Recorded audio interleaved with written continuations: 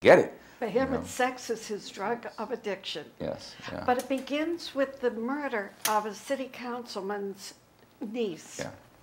And from there on, it's one person after another, and he realizes somebody is tagging him.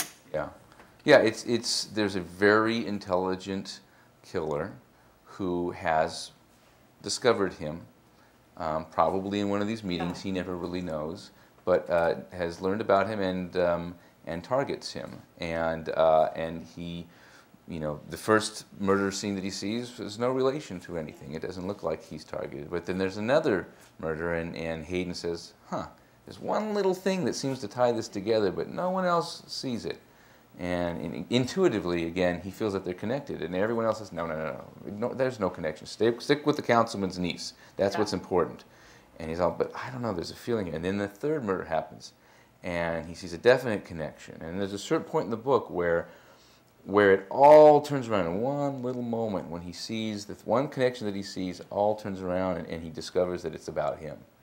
And that's frightening. It's frightening for him. All right, how much time did you spend with coroners? Because you take me into the coroners section, and I feel like I'm there. I'm so glad you noticed that. I appreciate that. I wrote the coroner scene first without ever going there, and I've been trying to get into the coroner's office. And I was asking friends and police officers, give me in. Nobody had an in. And so I just wrote a blind copy to the chief coroner investigator, Chief Craig Harvey. And I introduced myself, what I've done in the past, what I'm doing. Can I come in and take a tour and do an interview? He said, no problem, come on in. He gave me the 45-minute interview with himself personally, and then he took me on a 20-minute tour of the coroner's office. And in that 20 minutes, I saw everything that can be seen. I mean, I saw 5 simultaneous autopsies being performed. I saw babies, I saw old men, I saw AIDS victims, I saw burn victims, I saw everything.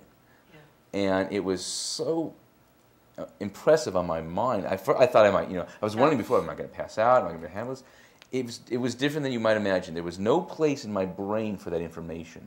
Okay, it had to carve out a piece of my mind to place 250 bodies, in the cooler, all around me.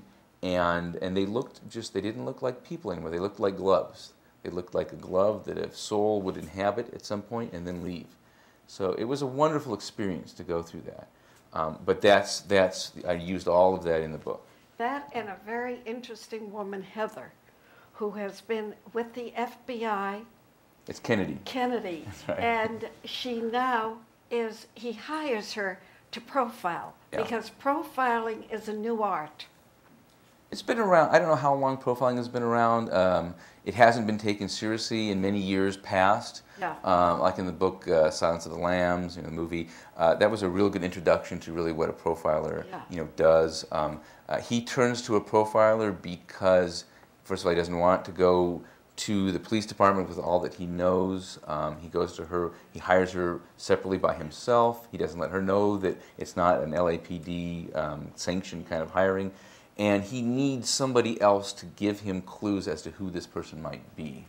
And that's what a profiler does. And the other is when they give him his new partner, Wallace, who is absolutely the worst person in his lexicon. Yeah, because he's a police officer. He does things by the book, and it's his shot. He just got bumped up to robbery homicide, which is a big assignment. And these are the guys. The robbery homicide department in downtown LA, they're the guys who investigate serial killers. They investigate, the O.J. Simpson situation. They're the ones, anything that's politically explosive, they bump it up to these guys, because these guys kind of can handle the media, they can handle big situations.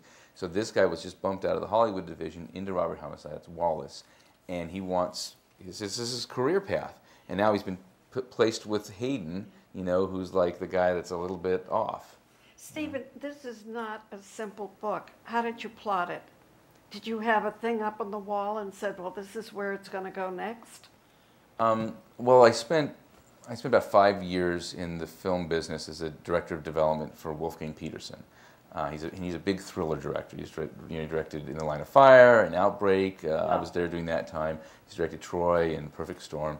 He's got a really good sense of the thriller genre. So I read thousands of screenplays, thousands of thriller screenplays. So when I sat down to write my Philip Roth type novel initially, Yeah. what came out was this 3-act structure of Yeah. plot, climax, and I couldn't get rid of that, thank God. It was there. And so when I started writing, I put a psychological piece within that type of 3-act structure and see what would happen. And basically the story kind of told itself. Yeah. It went where it needed to go. I enjoyed reading, but I will say it's a real guy's guy novel. I mean, it is, it's there, and I thank you very much, Stephen, because it's a book I had to see what happened to it. Yeah. What's interesting, though, is that I have been surprised. I thought it was a guy's novel, but I've been very surprised by the women who have been commenting about this character, how much they understand the character, how much they want to read more about the character, because it's an insight into a man's mind, and he's a character that's flawed, and everyone can relate to a flawed character. And he's very sexy. We use autographs of course. books, Stephen. Yeah. And we'll be back after a short pause.